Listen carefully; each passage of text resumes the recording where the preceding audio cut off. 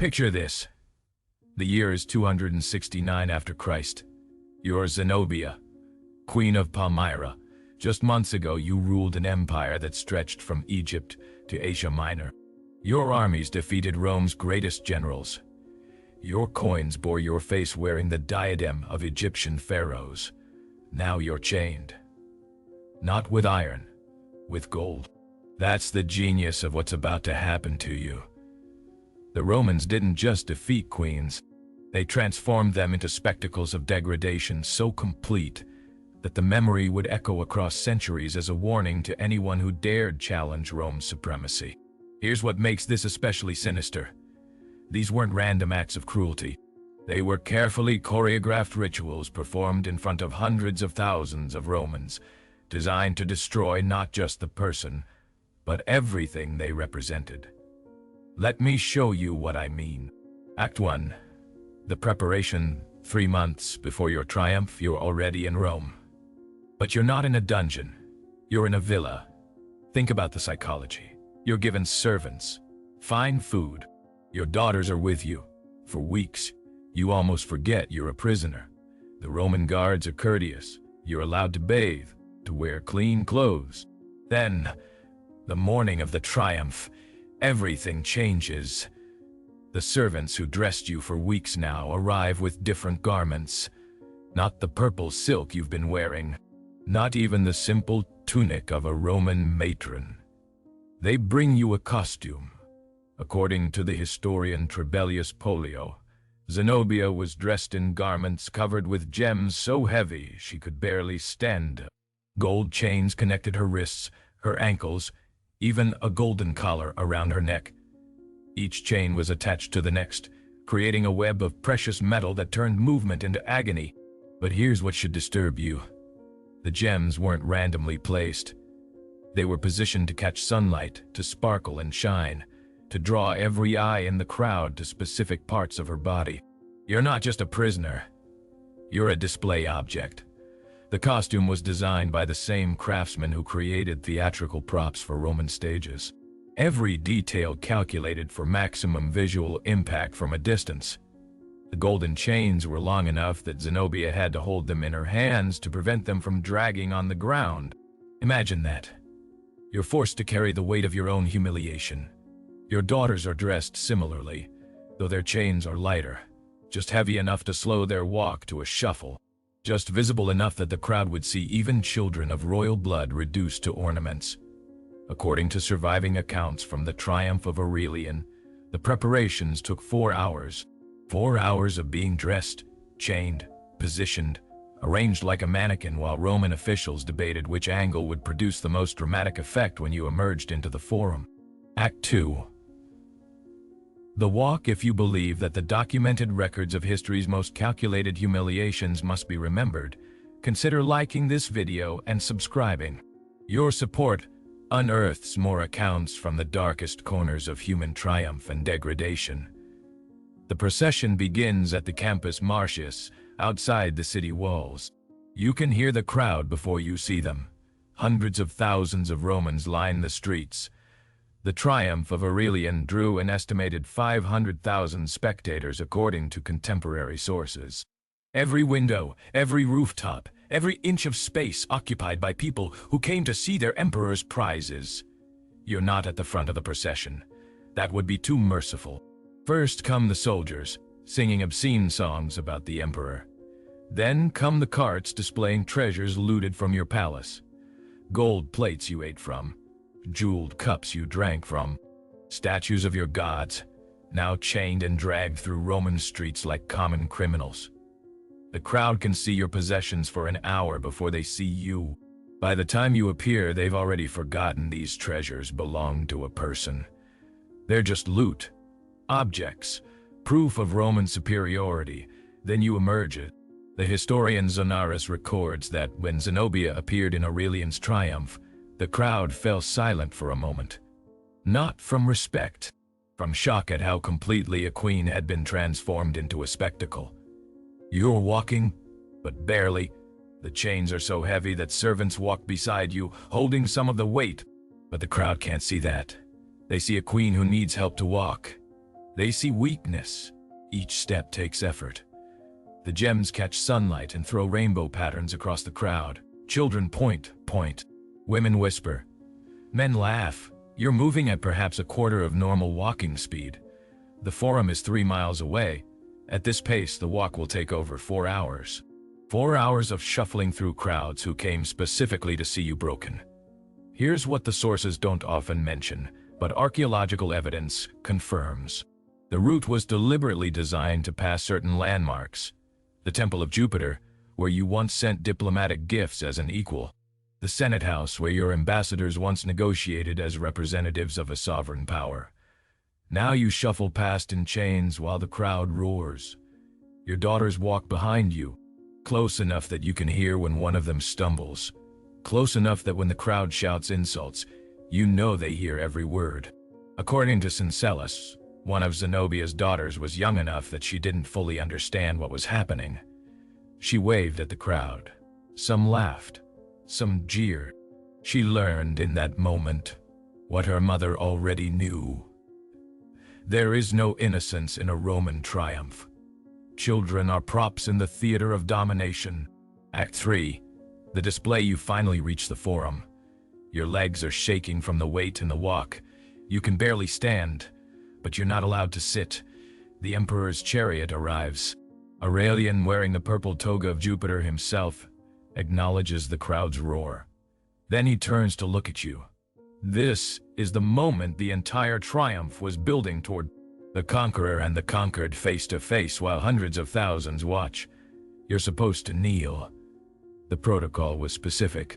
Trebellius Pollio records that captive rulers were required to prostrate themselves before the emperor's chariot, pressing their foreheads to the ground in the Eastern style of submission that Romans found both exotic and degrading. But you're so weighed down by chains and gems that you can't lower yourself without help. The servants have to push you down. The crowd sees that. They see that you can't even perform your own humiliation without assistance. Think about what this does psychologically. You're not just defeated. You're so thoroughly broken that you need help to abase yourself.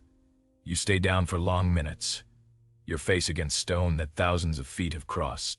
Your daughters beside you, their chains pooling around them like golden snakes. The emperor doesn't speak to you. You're not a person anymore. You're a symbol, a prop in his theater of power. According to the Augustan history, some captive rulers were kept in this position for up to an hour while the emperor received the adulation of the Senate and the people. An hour with your face pressed to stone, chains crushing you, while an entire city celebrates your destruction. Finally, you're allowed to rise. But the ritual isn't over. Act 4. The parade of loss. Here's what makes this especially cruel. You're not just displayed, you're explained. As you stand there barely able to hold yourself upright, heralds move through the crowd announcing your crimes. Not military crimes, personal ones. They tell the crowd you claim to be descended from Cleopatra. The crowd laughs. Look at her now, dressed like a festival attraction. They announce that you minted coins with your image. The crowd roars. What arrogance to think a woman's face belonged on currency.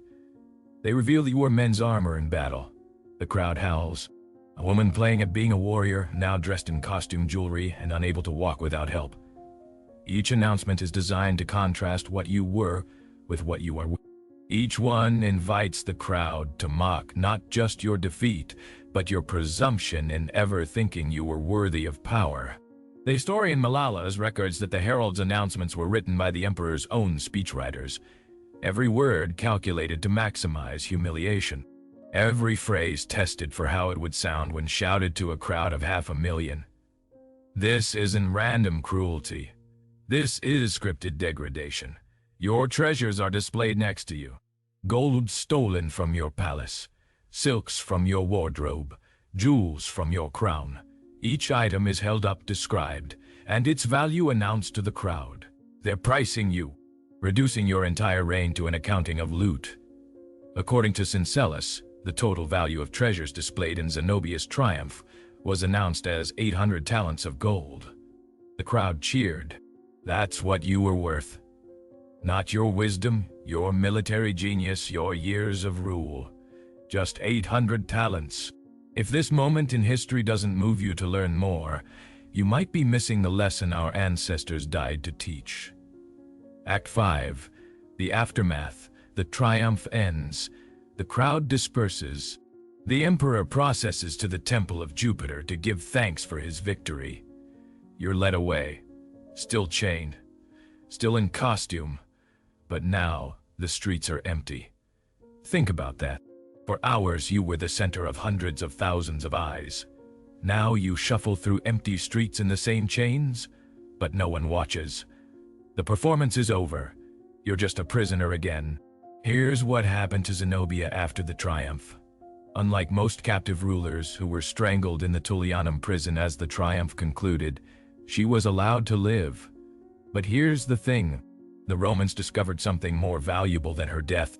Her continued existence as a pensioner living in a villa outside Rome, supported by imperial funds.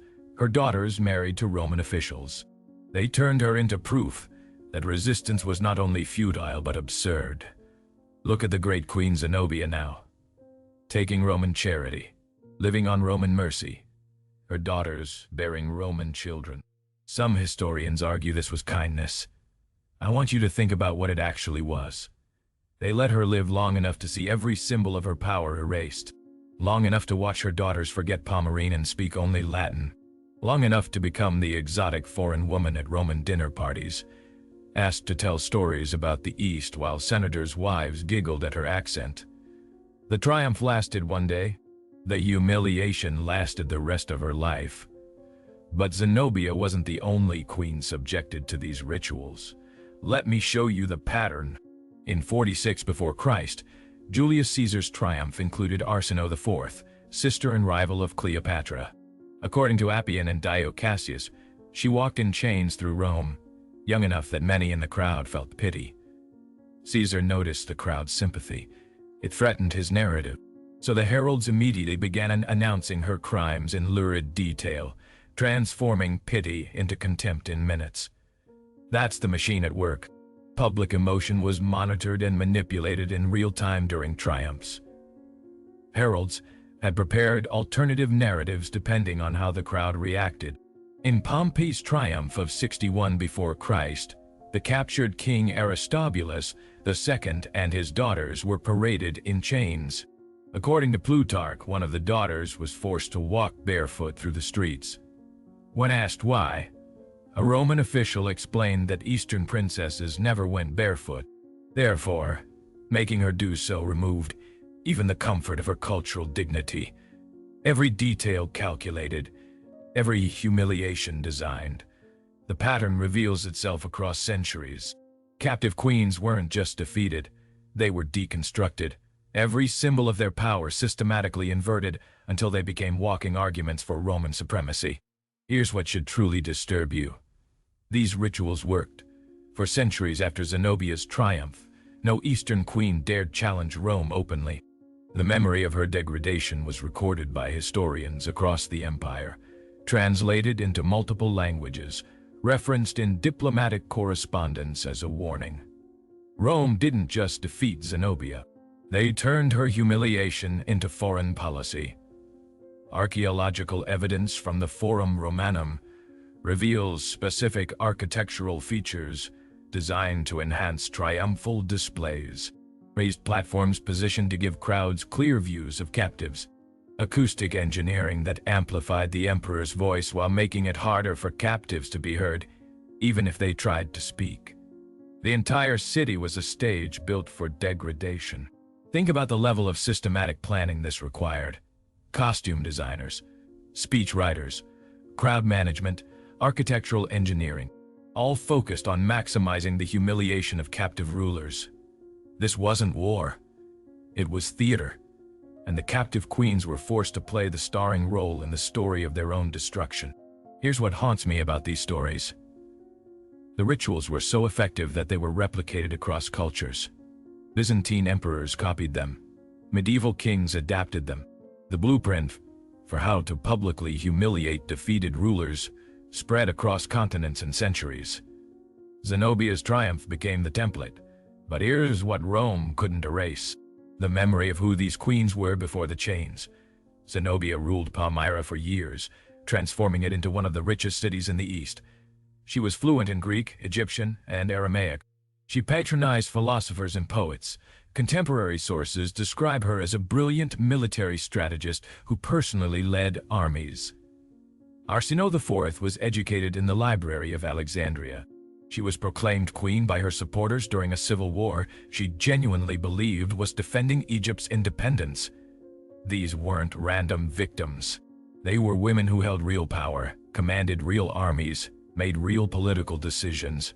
The triumphal rituals were designed specifically to make people forget that. The costume, the chains, the shuffling walk, the scripted announcements, all of it was meant to transform accomplished rulers into exotic curiosities, to make it impossible to see past the spectacle to the person beneath. And for centuries it worked.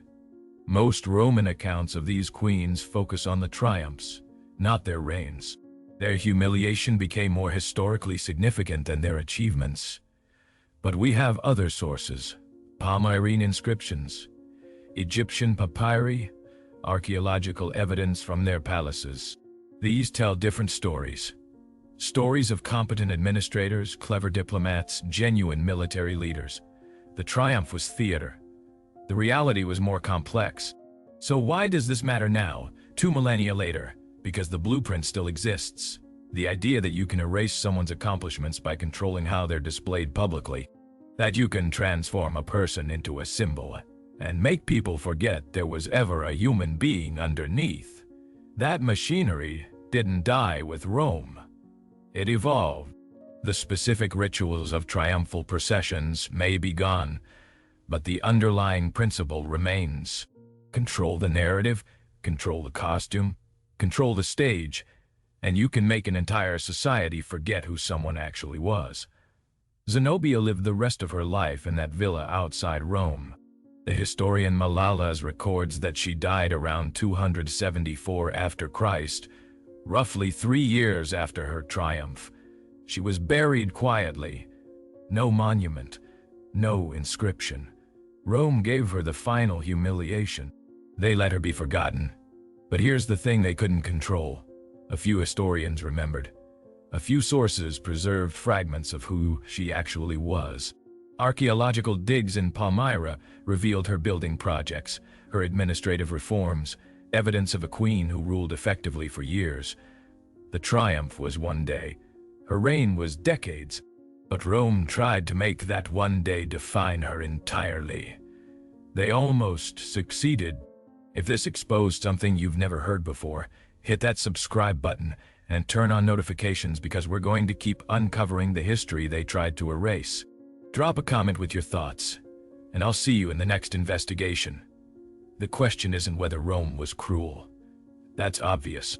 The question is, what does it say about power that these rituals were considered not just acceptable, but essential? That the humiliation of captive queens was viewed as a critical part of maintaining imperial authority? And what other calculated degradations are hiding in history's triumphs, waiting to teach us lessons about how societies transform people into symbols and forget they were ever human?